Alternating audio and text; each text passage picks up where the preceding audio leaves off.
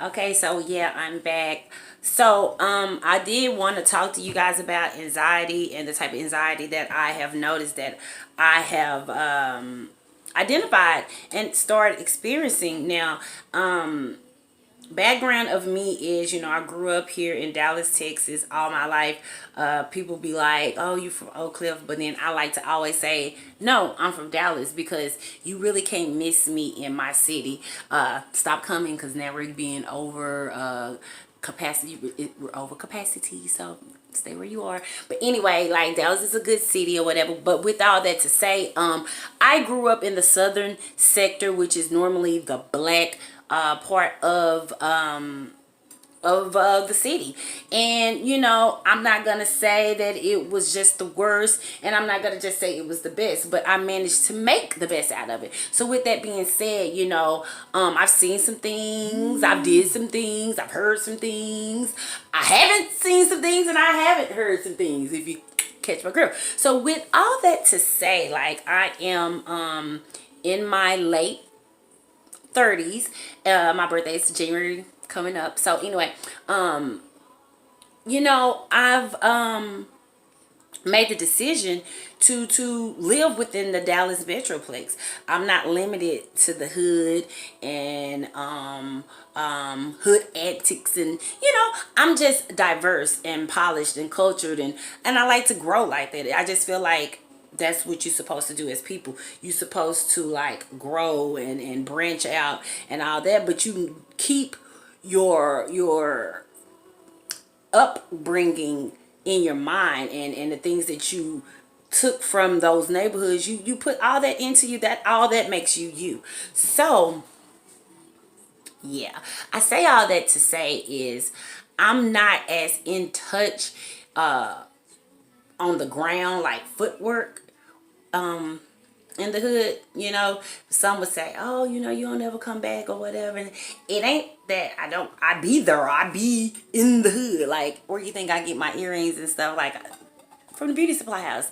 I don't go to Sally's. No disrespect to Sally, but Sally can't give me what I'm looking for. I'm looking for these lashes. I'm looking for these big ass earrings. I'm looking for beauty supply things that's normally sold in the melanin infused neighborhood. So I'm there. But where I'm not is in these poverty driven apartments.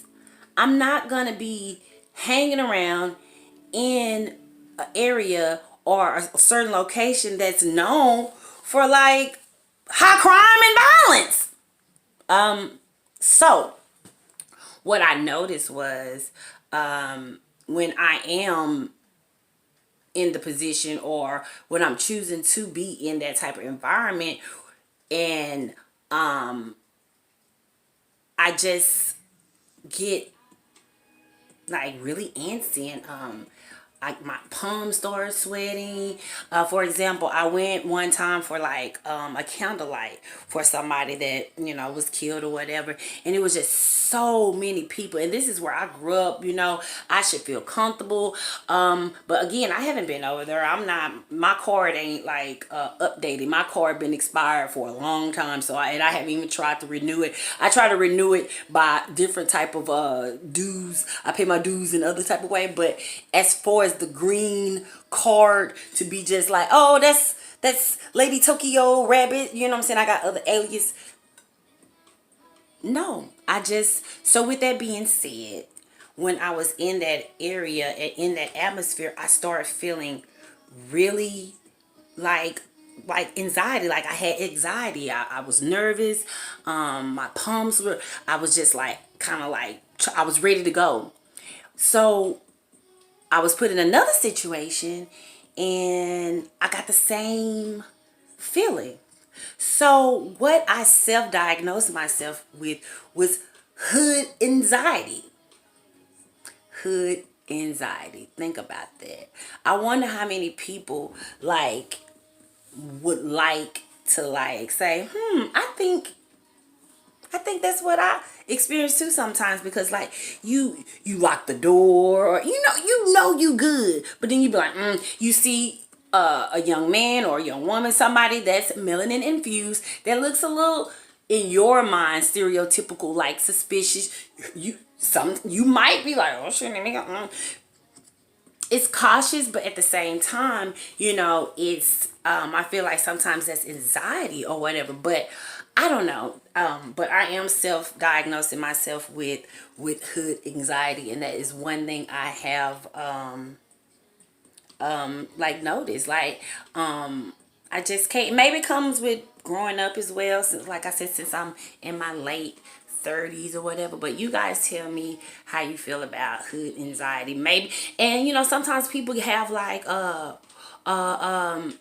suburban or upclass anxiety, where when you're in like a really upscale and up, you feel nervous, like you don't belong.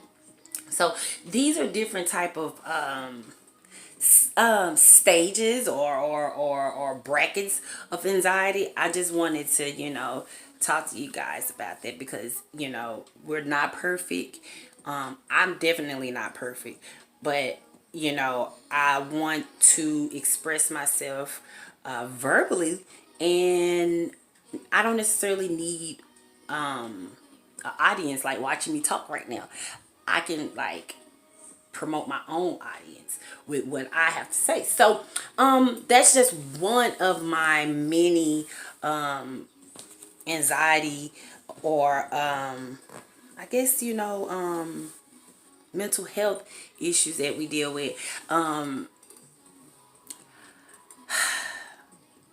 Yeah, so I'm gonna take a little short break, and then I'll touch back with you guys and just have like a little review on like my weekly events that I have been experiencing since 2020 has started. Because oh my god, like as of like November, like my god, it's just so many things that have been going on in my life, actually since September. Like I've just been having a whole lot of milestones and life changes or whatever. You know how they say it's a book called Move with the Cheese, he and ha and he, and I move with the cheese. So I'm gonna take a pause, but please like or thumbs down, whatever.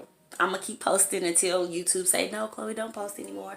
I know how people be like, what they say, sometimes get into the YouTube rabbit tunnel. So maybe one of my videos make it down the tunnel, and somebody be like, oh, that girl.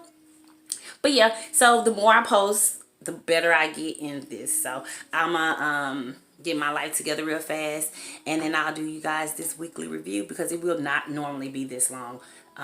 So all right, see you in a minute.